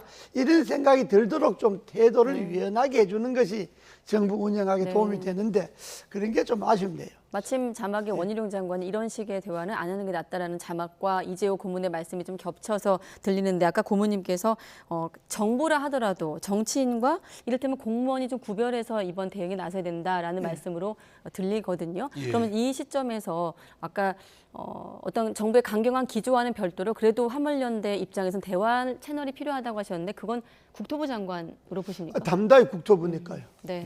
담당이 국토부잖아요. 그리고 원래 국토교통부가 복잡한 이해관계자들이 아주 굉장히 어려운 그 장관 직책입니다. 예. 그러면은 사실은 균형감 있게 여러 이해관계를 잘 조정해내고 또 타결해내는 노력을 해야지 그냥 저 테러는 없다, 네. 물러서지 않겠다. 그렇습니다. 또는 뭐 불법과 타협은 없다. 당연한 얘기를 하나만 한 얘기를 그렇게 해서 상대를 오히려 부활을 지르는 격이 되면 되겠습니까? 그리고 이거 화물연대 사람들이 일반 기업의 노동자들하고 조금 다르지 않습니까? 네. 차주들이잖아요. 그 말하자면 일종의 사장들인데 자기 1인 기업이잖아요. 예. 자영업자죠. 자영업자 차주들이잖아요. 그러니까 그냥 노동자들하고는 아마도 대화의 방식이라든지 그게 좀 다양해야 될 거예요. 예. 그리고 이제 저 사람들이 뭐 설득을 하면 설득이 안 될 이유도 없지 않을까요? 네. 우리는 뭐 직접 현장에 없으니까 뭐 편하게 말한다고 하려는지 모르지만은 그러나 네. 이 자영업자들은 설득을 하면 웬만하면 설득을 다 합니다. 그때 가서는. 저기 일 안 하고 예. 화물 운송을 안 하면 완전히 공치는 거 아니겠습니까? 저 사업주들이 곧바로 자기들의 그 생존과 관련되는 것이고 지금 정부는 저 사람들이 근로자가 아니기 때문에 뭐 안전운전을 네. 못하겠다는 거 아니겠습니까? 그러면 업무 개시 명령도 하면 안 되죠. 저 사람 사업주인데 근로자들이 아니고 노동자들이 아닌데 업무 복귀하라고 할 수 있는 근거가 없지요. 알겠습니다. 경제 그리고 위기 또 네. 화물연대 분들에게도 한 말씀 드리면 이게 왜 우리가 뭐 구체적으로 좀 몰라서 그런지는 모르지만은 지금 우리나라에 화물연대 관계자들보다 더 어려운 사람들도 많이 있다 하는 것도 좀 염두에 두고 자기들만이 제일 어려운 게 아니고 네. 지금 나라 안팎에 화물연대 사람들보다도 더 어려운 사람들도 많이 있다는 것을 염두에 두고 본인들이 요거도 좀 적절하게 타협점을 찾기를 바랍니다. 예, 워낙 묵직한 주제이다 보니 좀 질문이 있었는데 좀 더 듣고 싶습니다만 다른 현안이 있어서 넘어가겠습니다. 지금은 뭐 날씨도 추운데 정치권도 여전히 좀 꽁꽁 얼어붙어 있습니다. 일단 지금 시점에서는 민주당에서 김진표 의장을 향해서 본회의 열자라고 요청을 한 상황인데 아직은 판단에 대한 결과가 안 나오고 있거든요. 네. 저는 지금 정기국회는 예산안이 제일 먼저고요. 예. 그리고 예산안이 지금 목전에 타결을 둬야 됩니다. 12월 2일까지 그 법적 시한이거든요. 예. 그거는 뭐 어느 쪽이든 다 지켜야 될 의무가 있는 것이고 또 야당으로서도 정부가 편성한 예산안을 꼼꼼하게 봐서 허투루 쓰지 않도록 잘못된 예산을 바로잡아야 될 시간적 여유가 그렇게 촉박합니다. 그리고 그 다음은 어렵게 타결한 국정조사이기 때문에 예. 두 개에 집중을 해야 된다고 생각합니다. 저는 좀 저희 민주당 지도부하고는 좀 생각이 다른데 네. 지금 예산안하고 국정조사에 집중을 해야 되는데 이상민 장관은 저는 정치적으로 또는 그 국정의 리더십이라는 차원에서 보면 네. 이미 그거는 뭐 잘렸다. 장관직을 수행하기는 어렵다고 봅니다. 네네. 그러면은 지금 제일 그 이태원 참사 사태에 대해서 주안점은 그 진상규명이기 때문에 그냥 지금까지 언론에서 나왔던 것을 재탕삼탕하는 것이 아니라 민주당으로서 유능하게 진상규명이 더 파헤치도록 그래서 책임 있는 사람은 책임을 아주 엄정하게 물을 수 있도록 거기에 집중을 좀 해야 되는데 지금 이상민 장관 그 특정인의 장관직을 물러나게 하느냐 안 하느냐 문제 가지고 지금 전국에 초점이 되니까 저는 그게 전략상 맞나?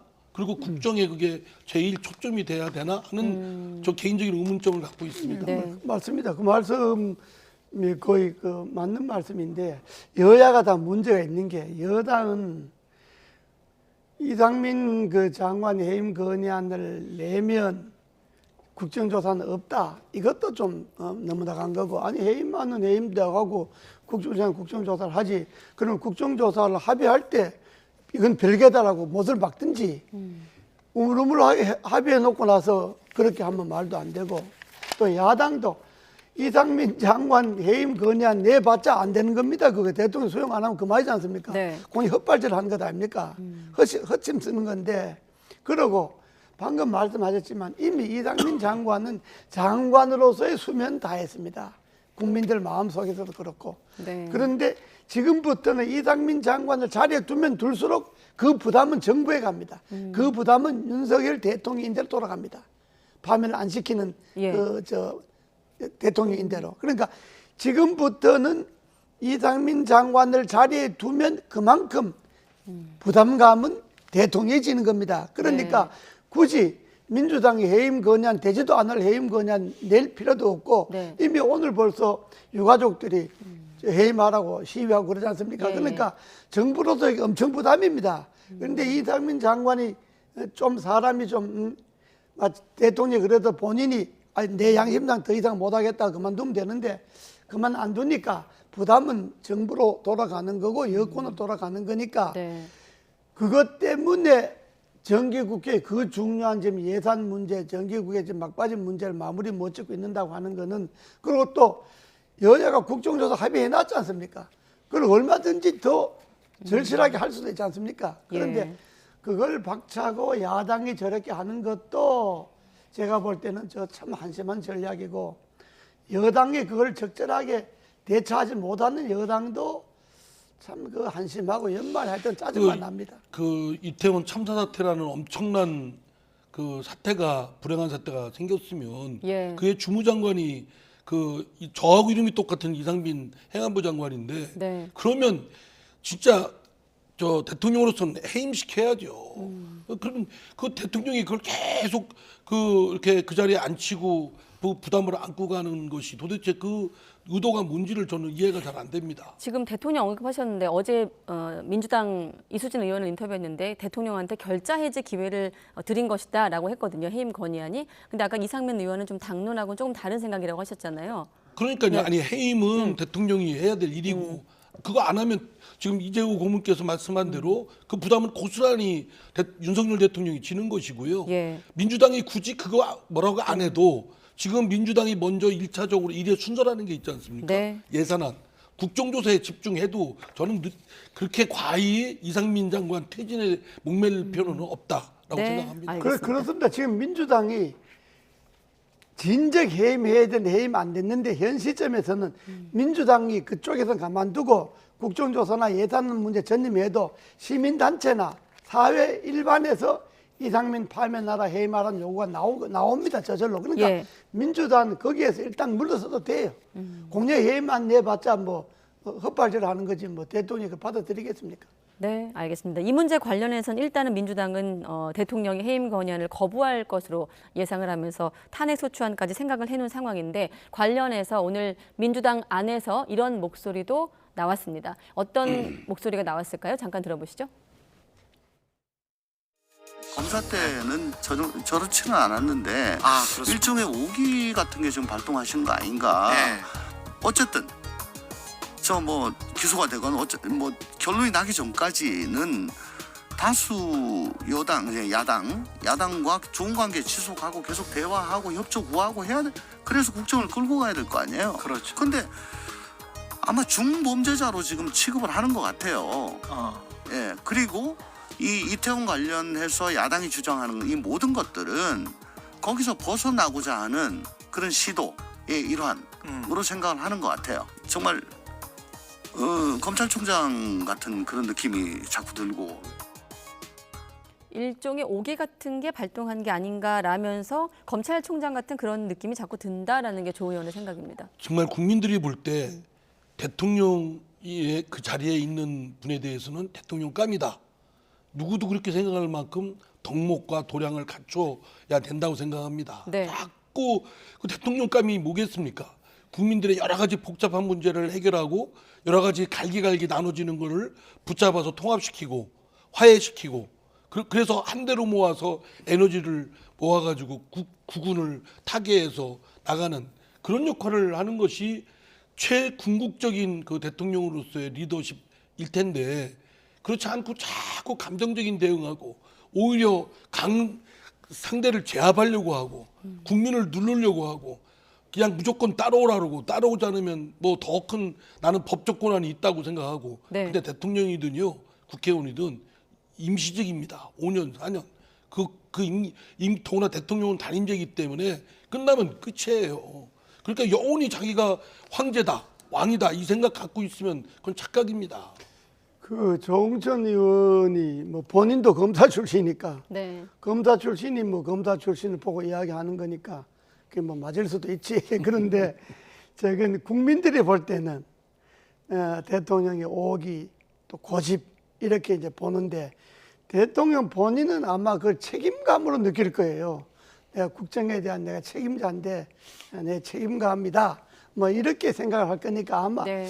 인식의 차이가 상당히 클 거예요. 예. 알겠습니다. 또 한 가지 다음 주에 넘어갈 텐데 지난번 지도부 회동에서 대통령이 선배라고 불렀던 인물이죠. 주호영 원내대표 얘긴데 어제 회동한 듯이란 보도가 나오면서 또 언론이 술렁거렸는데 기자들도 주호영 원내대표한테 여러 질문을 했거든요. 자, 주호영 원내대표 발언부터 들어보고 두 분 이야기로 넘어가겠습니다. 어제 관저 다녀오셨다는 기사가 나왔는데요. 무슨 말씀하셨어요? 그걸 기정사실하고 무슨 말했냐고. 아니 기사가 나왔더라고요. 아니 나는 저 기사 오보지. 안 만나셨어요? 안 만나셨어요? 본회의가 저는 공개된 일정 이외에는 누구를 언제 만났다 이런 것을 확인해 드리지 않습니다. 아까 전에 오보라고 말씀하신 건 그러면 기사의 어떤 부분이 틀린 부분이 있다는 말씀이신 거예요? 그것도 제가 말씀드리지 않겠습니다. 네. 일단 물론 해석의 영역이긴 합니다만은 일단 회동 자체는 부인하지 않는 걸로 들리는데 마침 지난주에 이재호 고문께서 지도부 만찬 가서 주호영 원내대표가 좀 쓴소리를 했으면 좋겠다라고 하셨기 때문에 혹시 일단 지도부 만찬에서는 그런 얘기가 없는 것으로 저희가 보도가 나오고 있는데 이 자리에선 했을까요? 최근에 현안과 관련해서 대통령한테 그야말로 선배로서 뭐 아마 했을 거예요. 만났다면 했을 건데 지금 그 주 대표가 기자들에게 그 확인해 줄 수 없다 뭐 이렇게 말하는 걸로 보면 우리도 많이 전해봤는데 확인해 줄 수 없다 뭐 이렇게 말하면 만났다는 겁니다. 확인해 줄 수 없다는 건 만났다는 겁니까? 그렇습니다. 예. 그렇군요. 의원님 어떻게 보세요? 저도 뭐 이렇게 보니까 만난 것 같습니다. 그런데 저는 뭐 만나는 게 이상스럽다고 생각되진 않아요. 자주 만나야죠. 그러나 여당만 만나지 말고 같은 생각, 같은 편만 만나지 말고 반대파를 만나는 게 같은 편은 한 번 만날 때 반대파는 두 번, 세 번 만나는 게 더 국정을 끌어가는 리더십 발휘하는데 도움이 됩니다. 그러니까 좀 윤석열 대통령이 우리 YTN 이렇게 저 이재 고문이나 저 나오는 데서 말씀드리는 거를 좀 새겨 잘 좀 이렇게 한번 돌이켜 성찰해보고 좀 받아들일 거 좀 받아줬으면 좋겠어요. 보고 있겠죠? 대통령실에서도. 조호영 원내대표라는 사람이요. 단둘이 앉으면 조목조목 아주 본인 듣는 사람 기분 안 나쁘게 말을 잘 합니다. 그렇기 때문에 우리 때도 같이 해봤지만은 그때 아마 따로 만났다면 당내 돌아가는 분위기나 뭐 이 일반적인 이야기는 그 본인 기분 안 나쁘게 다 전달은 했을 거예요. 네, 짧게 한 가지만 더 여쭤보겠습니다. 최근 이번 주 들어 대통령이 관저 정치 얘기를 많이 하는데 본격화되고 있다. 지도부 만찬 또 그걸 전후로 해서 부보동법 회동도 있었다라고 이제 알려지면서 여러 가지 얘기가 나오고 있는데 관저 정치 포함해서 어떻게 좀 보십니까? 그러니까요. 뭐 아니 만나세요. 많이 만나는데 그 비율을 자기 편, 자기 생각, 자기 측근들 만나는 그걸 만나지 말라고 하는 게 아닙니다. 근데 그것보다 배, 2배, 3배를 반대파 또 야당을 만나는 또 우리 정계 원로들 계시잖아요. 네. 그분들의 얘기를 말씀을 좀 듣고 국정에 참고를 하고 반영을 좀 했으면 좋겠어요. 이상민 의원은 혹시 뭐 공식적이건 아니고 만난 적이 있습니까? 저는 대통령? 저기 독일 연방 대통령이 왔을 때 환영 오찬에 제가 한독 국회의원 친원협회장이라 그때 같이 오찬을 한 적이 있죠. 네. 혹시 관저 초대하면 당연히 가실 의향이 있으시고? 아니 저희 당의 네. 의원들 여러 명하고 그 의사가 같으면 네. 뭐 못 갈 이유가 없죠. 맞습니다. 지금 말씀하신 대로 뭐 관저 정치 좋죠. 뭐 관저라는 게 그런 거 하라고 있는 거니까. 지금까지는 여권의 분들을 많이 만났는데 이제는 여권의 분들은 뭐 이제 안 만나도 다 거기 초청할 정도 사람들이면 다 지지하는 사람입니다. 가만둬도 다 윤석열 하는 사람들이니까 그 사람들 그만 만나도 이제부터는 좀 야당의 시간, 야당 사람들 좀 관저로 초청해서 좀 많이 만나십시오. 네, 알겠습니다. 대통령 제가 정말 부탁드립니다. 꼭 야권 사람들 좀 많이 만나십시오. 네. 자, 그리고 여권 안에서는 또 한동훈 차출론이 나오고 있는데 어떻습니까? 일단 지금 시점에서 한동훈 장관에 대한 대통령 측근인 한동훈 장관의 당내 차출설 어떻게 보십니까? 이당이나 저당이나 제가 잠깐 이당이나 저당이나 참 자생력이 없다. 뿌리가 깊지 못하고 참 냄비 같다라는 증자라고 저는 생각합니다. 네. 아니 그 당에도 잘났건 못났건 인물들이 있고 그 인물들을 키우고 그 인물들을 뒷받침해서 성장토록 해야지. 느닷없이 당하고는 무관한 지금 검사하다가 법무부 장관으로 이렇게 차출된 네. 그런 분을 당 대표로 한다면은 국민의힘의 당원들이나 오랜 국민의힘에 몸담았던 분들은 뭐가 되겠습니까? 네. 참 제가 볼 때는 생각하는 게 어떻게 그런 발상을 생각을 할까? 정식으로 뽑은 이준석 당대표는 내쫓고 그리고 느닷없이 또 이렇게 대통령 측근이라고 하는 한동훈 법무장관은 또 당대표로 뭐 이런 얘기를 나온다는 게 부끄러움을 모르는 좀 분들이다 생각합니다. 당내에선 집권 여당의 자존을 떨어뜨리는 발언이다라는 말이 있었습니다. 국민의힘이요. 저런 생각 때문에 당이 망하는 거예요. 한동훈 대표설 일고의 가치도 없는 이야기입니다. 안 되는 이야기입니다. 네, 알겠습니다. 이 문제는 여기까지 듣기로 하고 한 3분 정도 남았는데 자, 아까 이 당도 저 당도라고 표현하셨거든요. 자, 민주당 얘기인데 민주당도 뭐 최근에 이래저래 어수선하기 마찬가지인데 고양이 탈을 쓴 호랑이란 말을 박영선 전 장관이 하면서 또 분당 가능성 거론되고 있거든요. 뭐 세상 사는 것이 늘 다른 사람 생각이 좀 달라도 하나로 모일 수도 있고 뭐 모였다가도 이해관계나 생각이 달라서 도저히 같이 가기 어려우면 나눠질 수도 있는 건 저는 뭐 늘 있을 수 있는 자연스러운 모습이라고 생각됩니다. 그리고 지금 더불어민주당에 여러 가지 하여튼 모순적 상황이 있는 건 분명하고 근데 그런 모순적 상황에 대해서 이견이 표출이 안 된다. 뭐 말하자면 일사불란하게 단일 대우를 하고 있다. 오히려 그 모습이 그릇된 모습이고 부자연스러운 모습이라고 생각합니다. 네. 지금 민주당이 저는 뭐 민주당을 구경하는 사람이니까 민주당이 분당은 안 됩니다. 어떤 경우도 민주당은 분당은 되지 않고요. 네. 망해도 저끼리 뭉쳐서 망하지 뭐 갈라져서 망하고 뭐 그러진 않죠. 그러고 아니 뭐 망하시기를 바라는 것 같습니다. 박영선 의원이 뭐 호랑이 달을 쓴 고양이라 그러는데 지금 제가 뭐 주제 넓게 민주당의 훈수를 들면 이재명 의원이 뭐 중범죄자 취급당하는 건 맞습니다. 그건 뭐 국민들이 다 그렇게 생각하니까요. 대장동 그러면 다 이재명 그러는 거지 뭐 또 대장동 그러면 그 많은 돈 다 어디로 갔겠냐 이렇게 생각하는 게 맞는데 그러나 이재명 대표로서는 지금 곤욕을 치르고 있지 않습니까? 사면 초과죠. 그런데 민주당 일단 이재명 의원이 뭐 잡혀갈 때 잡혀가더라도 좀 도와주는 게 좋죠. 네, 알겠습니다. 오늘은 여기까지 듣겠습니다. 이재호 국민의힘 상임고문, 이상민 더불어민주당 의원 두 분과 함께했습니다. 고맙습니다. 네, 감사합니다.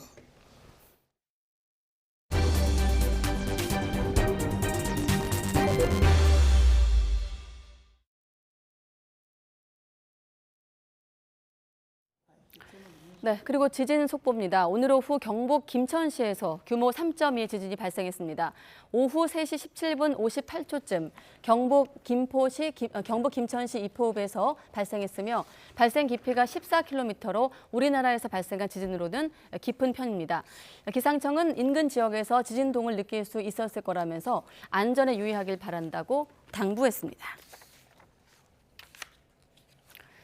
네, 이재용 삼성전자 회장이 삼성물산 또 제일모직 부당합병 의혹 사건 재판에 출석하는 길에 계란을 맞을 뻔한 일이 발생했습니다. 오늘 오전 재판에 출석하기 위해 법원 청사 앞에 도착한 이 회장은 날아온 계란에 맞진 않았지만 크게 당황한 기색을 보였습니다. 계란을 던진 사람은 방송인 이메리 씨로 파악됐는데 구체적인 이유는 확인되지 않고 있지만 앞서 이 회장 재판 출석 때마다 고함을 치기도 했던 것으로 전해지고 있습니다. 네, 코로나19 유행이 정체 국면으로 접어들고 있는 가운데 수학자들은 2주 뒤 신규 환자가 감소할 것으로 예측했습니다. 네, 하지만 방역당국은 불확실성이 크다며 당분간 증가세가 이어질 것이라고 보고 있습니다. 최명신 기자가 보도합니다. 코로나19 신규 환자는 전날보다 10,000명가량 줄며 감소세가 이어졌습니다. 특히 이번 주 들어 나흘째 한 주 전 같은 요일보다 신규 환자가 줄었습니다. 유행 규모가 정체되는 상황이지만 중증화율과 사망 피해는 여전합니다. 위중증 환자는 13일째 400명대를 유지했고 사망자도 12일 만에 60명대로 올라왔습니다. 이런 가운데 앞으로 2주 뒤엔 신규 환자 수가 감소할 거란 수리학자들의 예측이 나왔습니다. 재유행이 현재 정점 구간이거나 이미 정점을 지났을 가능성이 있다는 겁니다. 이창영 울산과학기술원 수리과학과 교수팀은 최근 일주일간의 감염 재생산 지수를 토대로 신규 환자를 7일 5만 400여 명에서 14일 4만 8,400여 명 수준으로 그리고 시문화 숭실대 수학과 교수팀은 7일 6만 7,500여 명에서 2주 뒤엔 6만 5,600여 명으로 각각 예상했습니다. 수리과학연구소는 2주 후 신규 환자가 2만 5천 명 수준까지 내려갈 것으로 내다봤습니다. KT 이동통신 위치 데이터로부터 집계된 읍면동 단위 이동량과 지난달 16일에서 30일 사이에 시도별 누적 확진자 수를 고려했을 때 신규 확진자가 2만 5천 명 수준이 될 것으로 예측됐습니다. 연구팀들은 변수로 감염 재생산 지수를 꼽았습니다. 하지만 감염 재생산 지수가 유행 확산을 의미하는 1을 넘겨 1.3까지 오르더라도 하루 최대 6만 명 수준으로 전망했습니다. 하지만 당국은 여전히 신중한 입장입니다. 최근 신규 환자가 정체 현상을 보이고는 있지만 당분간 증감을 반복하며 증가세를 유지할 것으로 판단했습니다. 당국은 변이 바이러스 확산과 면역 수준 감소, 겨울철 실내 활동 증가 등으로 확산 위험이 여전하다며 가장 나쁜 상황을 가정해 하루 최대 20만 명 수준까지 대비가 필요하다고 강조했습니다. YTN 최명신입니다. 중국의 강력한 코로나 봉쇄 정책에 항의하기 위한 백지 시위가 만리 방화벽까지 뚫고 대륙으로 확산하고 있습니다.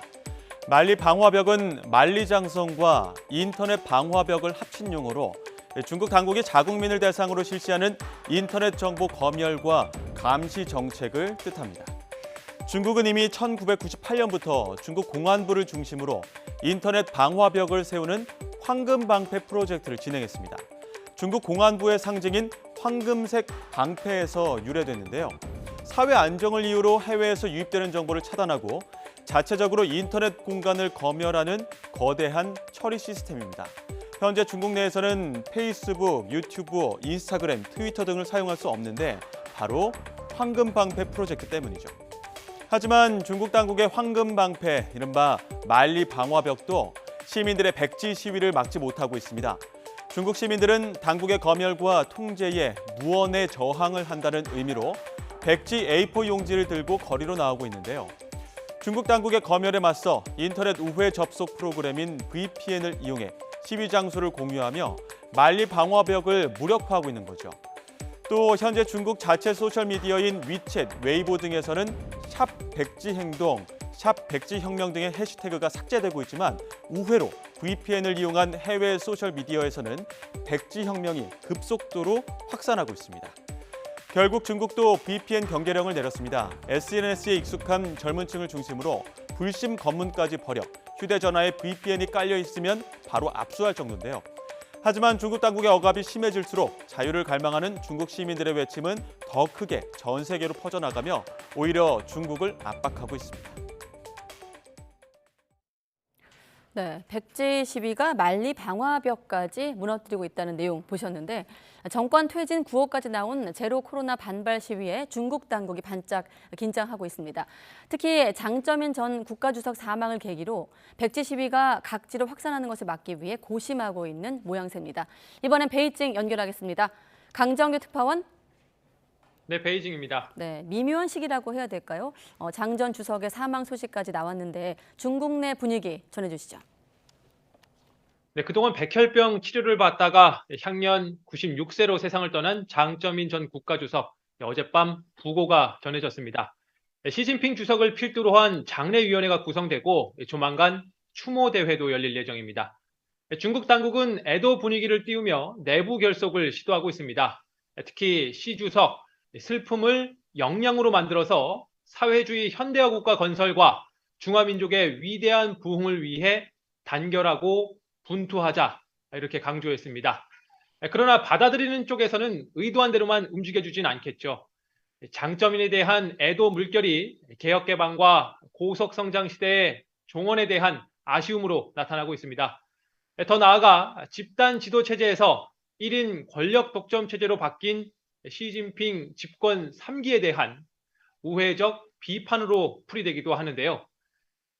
홍콩 매체들은 그 근거로 장쩌민 시대가 최고로 번영했던 시대는 아니었지만 좀 더 관대했던 시대였다라던가 장쩌민이 자신에 대한 비판을 허용한 사실은 칭송받을 만하다라는 식의 댓글을 소개하기도 했습니다. 무엇보다 1989년 6월 4일 베이징天安门 사태도 후야오방이라는 지도자의 죽음을 애도하는 군중 집회에서 촉발이 됐죠.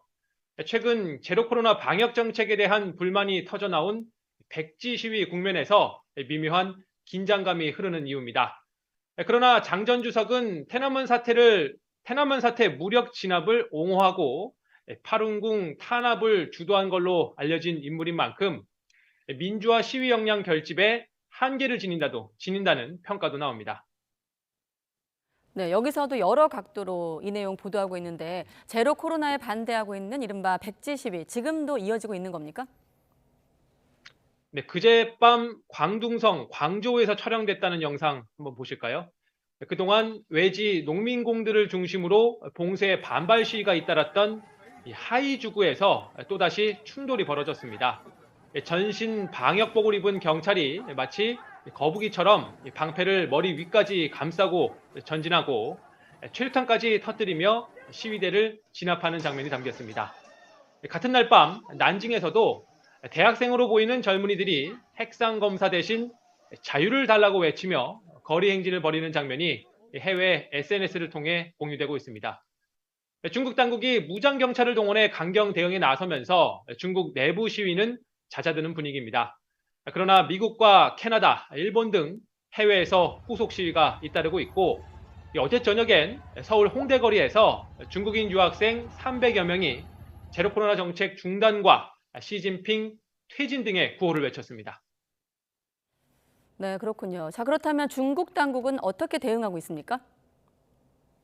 또 제가 상하이 지하철에서 촬영됐다는 영상 준비했습니다. 함께 보시면 경찰들이 객차 안을 돌며 시민들의 휴대전화를 하나하나 검문합니다. 상하이뿐만 아니라 광저우 같은 대도시에서도 이런 불신 검문이 목격되고 있습니다.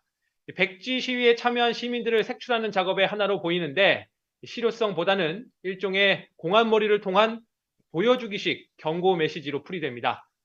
또 공산당 퇴진이나 시진핑 퇴진 같은 금기어가 처음 등장한 상하이 우르무치 거리, 이번 시위에 발단이 된 신장 화재 희생자를 추모하는 장소이기도 한데요. 당국이 표지판을 아예 철거해버렸습니다. 애국주의에 호소하는 일종의 여론전도 병행되고 있습니다. 백지 시위에 외세 개입 딱지를 붙여서 확산 차단에 나선 겁니다. 또 베이징에 이어 광저우, 충칭 등 대도시에서 봉쇄의 고삐를 풀어주는 당근책도 내놨습니다. 오늘 중국의 코로나19 신규 감염자 수는 약 3만 5천 명으로 사흘 연속 줄어드는 추세입니다. 지금까지 베이징에서 전해드렸습니다.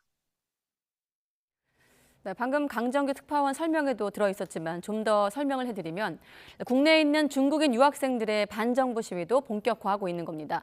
촛불 집회와 대학가 벽보 등을 통해서 중국의 제로 코로나 정책 중단과 함께 시진핑 국가주석에 대한 반대 입장을 분명히 하고 있습니다. 이어서 윤성훈 기자입니다. 프리 차이나 자유중국이라고 적힌 팻말을 든 중국인 유학생 100여 명이 서울 홍대 거리에 모였습니다. 중국에서 이어지고 있는 백지 시위에 동참하기 위해서입니다. 이들이 둘러싼 한가운데엔 1124 모양으로 촛불이 놓였습니다. 11월 24일 중국 신장 우르무치 아파트에서 발생한 화재로 숨진 10명을 추모하기 위한 겁니다. 이들은 중국 정부의 코로나 봉쇄 정책 때문에 인명피해가 커졌다며 자유를 부르짖었습니다. 봉쇄를 말고 자유를 먹는다! 봉쇄를 해제하라! 해제하라! 시진핑 국가주석으로 상징되는 중국 정부를 향한 직접적인 비판도 이어졌습니다. 정부는 반성하지 아니라 계속 거짓말했어. 그래서요. 지금은 우리는 너무 화가 있어요. 이렇게 해서는 안 돼요. 중국이라는 국가체제 특성상 반정부 시위에 나오기까진 큰 용기가 필요했습니다. 참가자 대부분이 얼굴을 가리기도 했습니다. 모습도 좀 막아야 되고 소리도 이제 나올 수 없잖아요. 왜냐면 이거 알면은 아마 중국에서 있었던 가족들도 위험해요. 힘들지만 자유가 민주를 지지합니다. 반중국 정부 움직임은 유학생들이 있는 국내 대학가에서도 확산하고 있습니다. 대학 곳곳에 중국 내 자유를 촉구하고 중국 정부를 비판하는 대자보가 붙기도 했습니다. 히틀러와 시진핑 국가주석을 합성한 사진도 있었습니다. 다만 계속해서 흔적도 없이 떼어지고 있습니다. 중국 정부로서는 유학생들의 이런 반발을 민감하게 받아들일 수밖에 없습니다. 특히 시진핑 3기로 넘어가는 과정이잖아요. 지금 방역으로 인한 인권 유린이 표면적인 이유이지만 후계 승계 과정에 대한 반대의 의미도 있어 보여요. 중국으로서는 굉장히 민감하게 예시할 것이고. 반정부 시위에 불을 지핀 유학생들은 앞으로도 봉쇄 정책 반대를 알리기 위한 다양한 방법으로 시위를 이어갈 계획입니다. YTN 윤성훈입니다.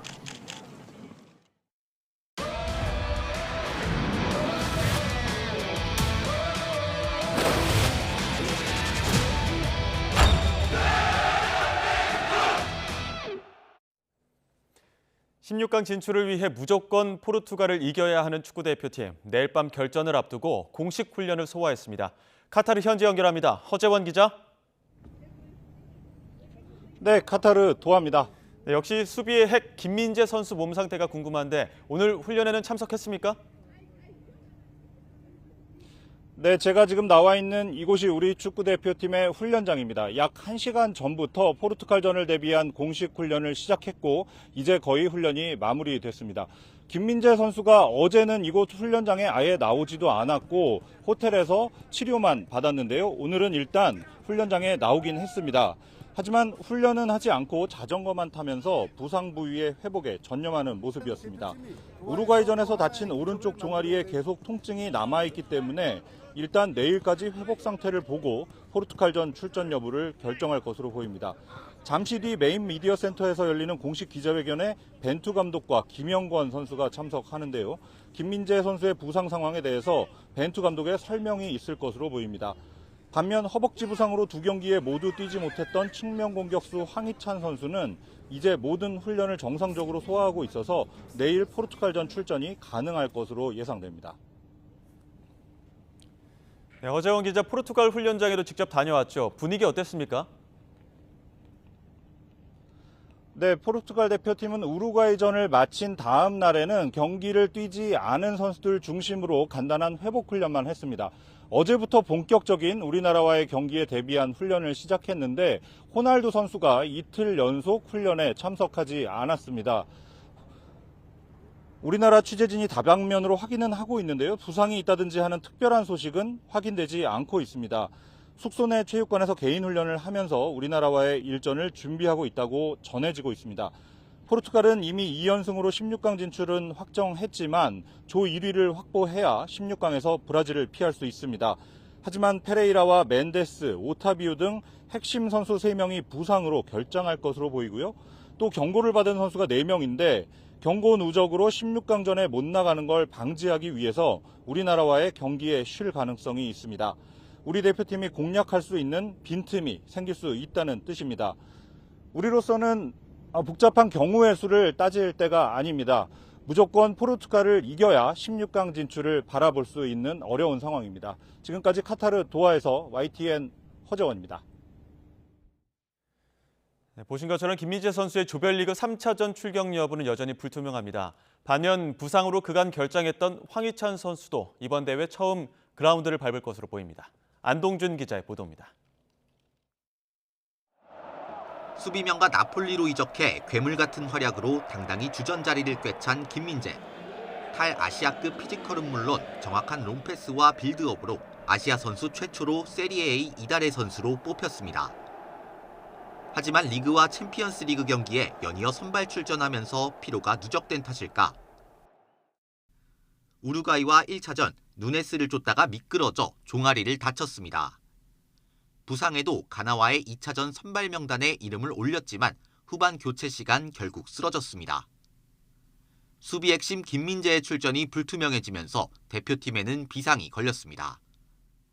스타일이 비슷한 권경원을 넣거나 아이슬란드와 평가전처럼 3백으로 바꾸는 방법도 있지만 꼭 이겨야 하는 포르투갈전을 앞두고 김민재의 공백은 치명적입니다.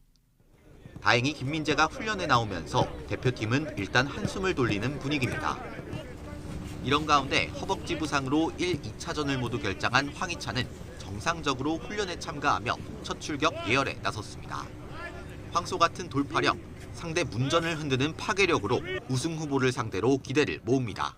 포르투갈전에서도 좋은 퍼포먼스를 보여줄 수 있을 거라 생각하고 좀 더 측면에서 저보다는 조금 더 공격적으로 파괴적인 모습을 보여줄 수 있을 거라 믿기 때문에 무조건 승리가 필요한 우리 대표팀이 부상 선수 누적 악재를 딛고 또 한 번 명승부를 연출할지 3차전에 관심이 쏠립니다. YTN 안동준입니다.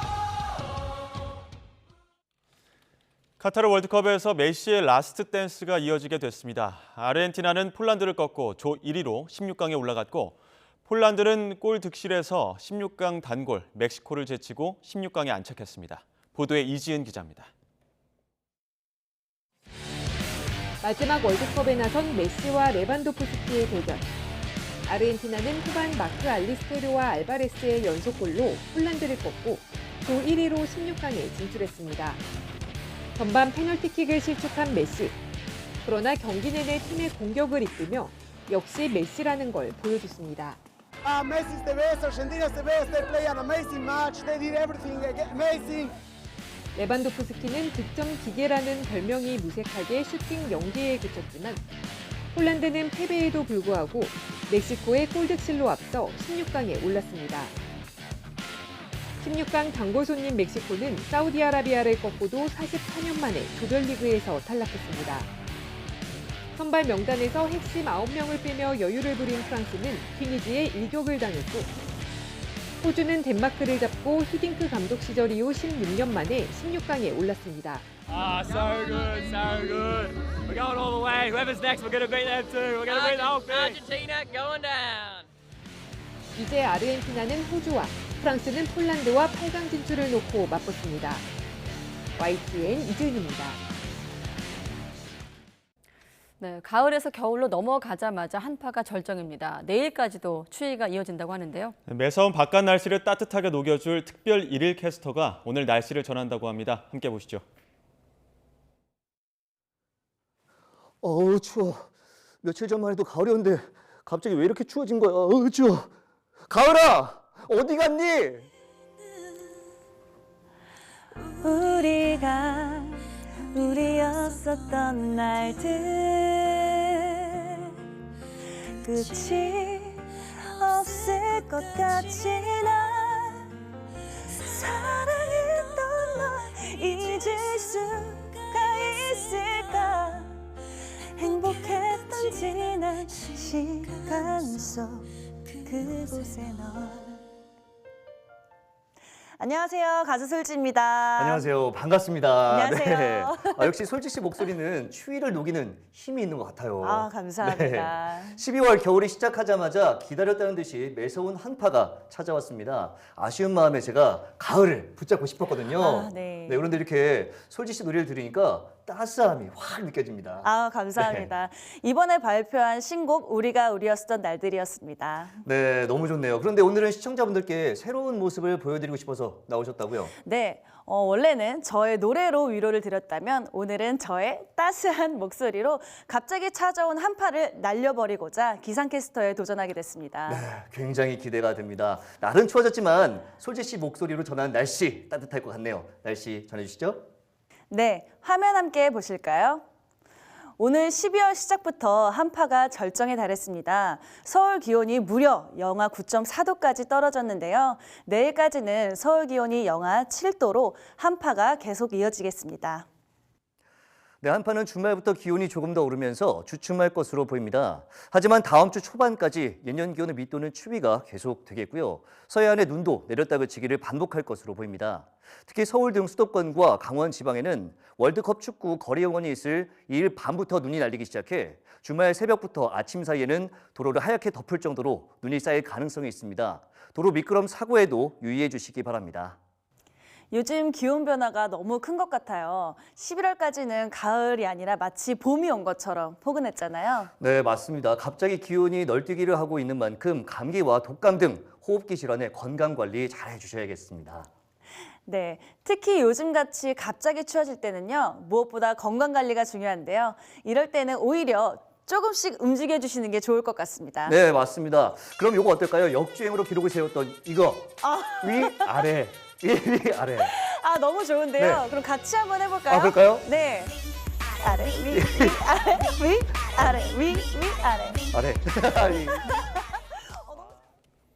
네, 추위를 녹이는 솔지의 목소리까지 들을 수 있는 가장 빠른 종합뉴스 뉴스큐 마치겠습니다. 이어서 이브닝 뉴스가 방송됩니다. 시청해주신 여러분 고맙습니다.